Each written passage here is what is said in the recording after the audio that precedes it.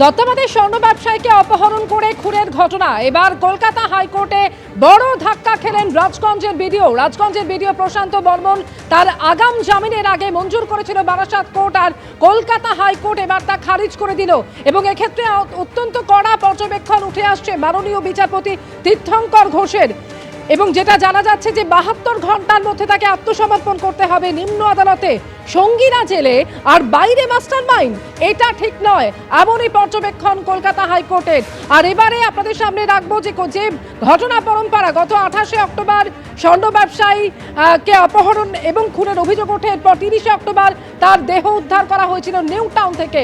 টেলিফোনে রয়েছেন আমাদের সঙ্গে প্রতিনিধি ময়ূখ ঠাকুর চক্রবর্তী। ময়ূখ, একেবারে ঘটনা পরম্পরা ঠিক কি ঘটেছিল জানতে চাইবো তোমার থেকে।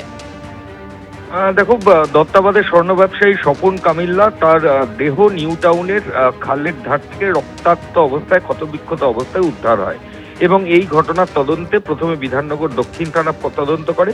পরবর্তী ক্ষেত্রে বিধাননগর ডিডি এই পুরো তদন্ত নিজেদের হাতে নেয় এবং তদন্তে এই রাজগঞ্জের বিডিও প্রশান্ত বর্মন WBCS অফিসার তার ইনভলভমেন্ট প্রত্যেক পরতে চলে আসে।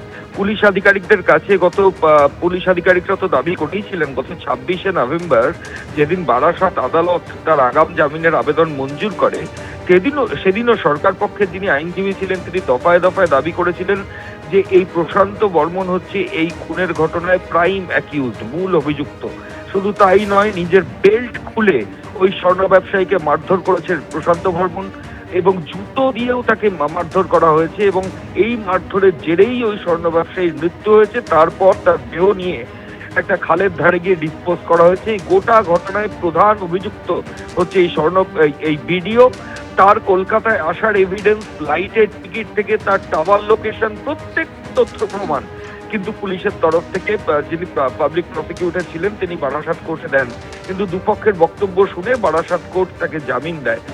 পরবর্তী ক্ষেত্রে বিধাননগর কমিশনারেট আবার হাইকোর্টে যায়। আজকে হাইকোর্টের জামিনের আবেদন খারিজ হয়ে গেছে, কিন্তু পুলিশের তরফ থেকে যেটা প্রাথমিকভাবেই বলা হয়েছিল যে এই ভিডিও কিন্তু এই খুনের ঘটনায় মূল অভিযুক্ত।